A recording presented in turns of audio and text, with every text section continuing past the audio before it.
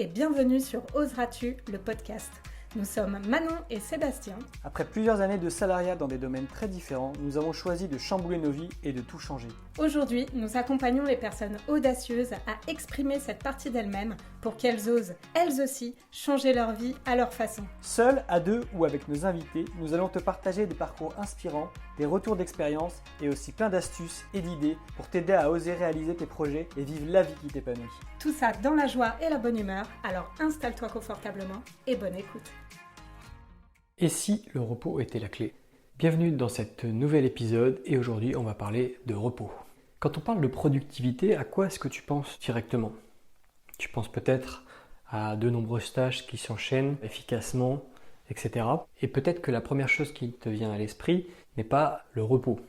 Et si je te disais que le repos pouvait t'aider à être vraiment beaucoup plus productif et que remplacer de l'action par du repos pouvait être clairement bénéfique pour toi? Dans la société de nos jours, la productivité est souvent associée à une action un peu continue, le fait d'être toujours en train de faire quelque chose. Mais j'ai envie de dire que cette vision, elle est un peu réductrice et peut même être contre-productive quand on veut faire trop de choses. Aujourd'hui, on va un petit peu explorer pourquoi le repos est important et comment le repos peut aussi augmenter ta productivité. Déjà, qu'est-ce que la productivité ? La productivité, ça ne se mesure pas seulement au nombre d'heures travaillées, mais la productivité réside vraiment dans la qualité de ce que nous faisons, pas forcément dans la quantité. Et ça, c'est une erreur qui est assez courante, de privilégier la quantité plutôt que la qualité. Un petit exemple très simple, quelqu'un qui travaillerait 10 heures sans pause avec des résultats moyens, contre quelqu'un qui travaillerait que 6 heures avec des pauses régulières, mais qui aurait plus de résultats. Au final, le repos n'a pas été du temps perdu, puisqu'il a été efficace, et c'est du temps investi judicieusement. Il y a aussi cette idée que être occupé et être productif, c'est la même chose.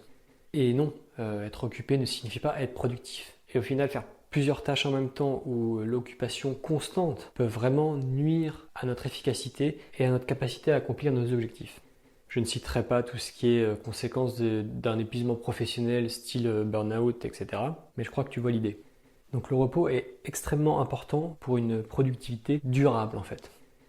Je vais te donner quelques bienfaits du repos qu'on n'a pas forcément toujours en tête. Premièrement, il permet de consolider les informations apprises. C'est d'ailleurs pour ça qu'on apprend des choses des fois le soir et qu'on se couche dans la foulée parce qu'on sait que ça va nous aider à mémoriser tout ça. Deuxièmement, ça aide aussi à résoudre des problèmes. Même exemple, souvent on réfléchit à une solution et on dit que la nuit porte conseil. Voilà, donc la nuit c'est du repos. Et ça nous permet de résoudre aussi nos problèmes. Et enfin, ça nous permet aussi de stimuler notre créativité. Tout le monde sait que le cerveau fonctionne mieux après un moment de détente et de repos. Je passe un peu sur l'aspect physique aussi, que le repos permet de régénérer ton corps, etc., reconstruire tes muscles, etc., et de regagner de l'énergie. Je sais que tu aimes bien les chiffres, donc je vais te donner 2 petites études par rapport au sommeil pour un peu illustrer mes propos. Il y a une étude qui a été faite en 2004 qui s'appelle Sleep Inspire Insight qui dit qu'on est 2,7 fois plus susceptible de découvrir une solution cachée, donc à un problème ou une interrogation, après avoir dormi suite à l'apprentissage d'une nouvelle tâche par rapport à ceux qui restaient éveillés. Et 2,7 fois plus, je trouve que c'est vraiment énorme. Donc clairement ne pas négliger le repos quand on vient d'apprendre une nouvelle compétence ou une nouvelle chose. La deuxième étude que je vais te partager, c'est une étude qui a été faite en 2011. Je ne te donnerai pas le nom en anglais, elle est un peu trop longue et compliquée, mais elle a été faite sur la concentration et la créativité, liée au repos bien sûr. On a observé du coup une concentration et une performance augmentée de 16% pour les personnes qui faisaient de courtes pauses toutes les 15 minutes. Mais également un niveau d'attention 20% plus élevé pour les personnes qui faisaient du coup des petites pauses contre ceux qui ne faisaient pas de pause ou des grosses pauses. Donc 20% d'attention en plus et une concentration et une performance augmentée de 16%, ça paraît pas énorme, mais c'est quand même pas mal. Et surtout sur le long terme, ça fera une différence énorme. Donc si tu veux avoir une meilleure concentration, être plus performant, un meilleur niveau d'attention et repérer toutes les solutions cachées dans tes problèmes compliqués, n'hésite pas à privilégier le repos. Donc ça peut être intéressant d'avoir en tête que des fois faire moins permet d'accomplir plus, ou du moins d'accomplir mieux. Passer toute sa journée devant le PC à bosser par exemple et n'être que très peu productif sera forcément moins efficace que de passer peut-être 2 ou 3 heures seulement avec des pauses où tu es vraiment bien concentré. Un exemple que j'ai pour toi qui pour moi est vraiment très parlant par rapport au repos, c'est au niveau sportif. Je vais prendre des chiffres qui sont cohérents pour moi mais tu peux les adapter par rapport à toi. Si là, maintenant, on me demande de faire 100 pompes, je ne vais pas privilégier le fait de faire 100 pompes d'un coup, ni même de faire 50 pompes puis 50 pompes. Je pense que ce serait faisable, mais très compliqué. Alors que si je fais 10 pompes, puis petite pause, 10 pompes, petite pause, etc. et que je répète ça 10 fois, et pour ceux à qui ça parlerait pas, on pourrait faire une pompe et attendre un petit peu, puis une pompe, attendre un petit peu, etc. Bref, t'adaptes comme tu veux. Tout ça pour dire que, en fait, le repos, il est pareil que ce soit pour les efforts physiques que les efforts mentaux. Donc pourquoi, quand on doit faire une tâche, on peut passer 3-4 heures sans faire de pause et on a l'impression qu'on est aussi efficace que si on faisait des petites pauses? Je trouve que quand tu le compares au sport, c'est assez flagrant que bien sûr tu ne feras pas 500 pompes d'un coup, alors que le faire en petits bouts, ça paraît beaucoup plus abordable et beaucoup plus sain pour ton corps et ton esprit. C'est la même chose pour tout ce qui est tâches mentales. Donc voilà, cette comparaison, je trouve qu'elle marche très bien. Je voulais aussi préciser que le repos n'est pas forcément dormir. Ça peut être aussi une action légère du style marcher, faire du yoga, de la lecture, te détendre, etc. C'est pas forcément aller te coucher. On entend souvent le fait que aller se reposer, c'est forcément aller faire une sieste. Pas toujours le cas. Donc maintenant qu'on sait que le repos est important, comment on introduit ça dans notre quotidien? Alors il y a plusieurs techniques qui peuvent être intéressantes. Dans tous les cas, ça va être à toi de tester, de voir ce qui marche le plus et le mieux pour toi. Mais je vais quand même te citer la technique Pomodoro que tu pourras retrouver facilement sur internet, qui est l'idée de travailler en gros sur des cycles courts, 25 minutes de travail intense, puis 5 minutes de pause, etc.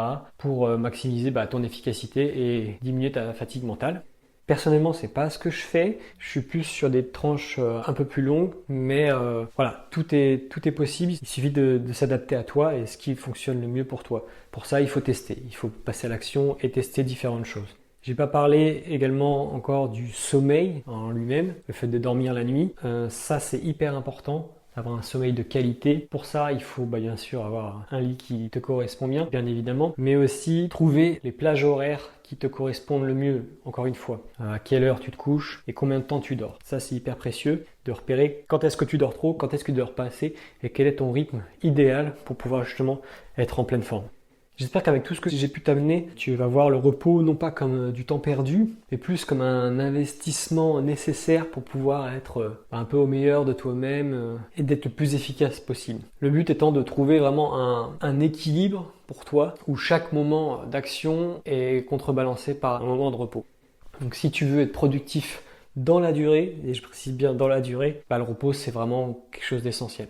Maintenant, j'ai envie de te demander d'observer un petit peu ton emploi du temps et de voir comment le repos est intégré dans celui-ci. Et si tu penses que des petites améliorations peuvent être tentées, intègre un peu plus de repos, des petites pauses par-ci par-là et observe un petit peu comment ça peut influencer positivement ton efficacité, ta créativité, ton bien-être, sans négliger aussi l'impact que ça peut avoir autour de toi quand on est de bonne humeur, etc.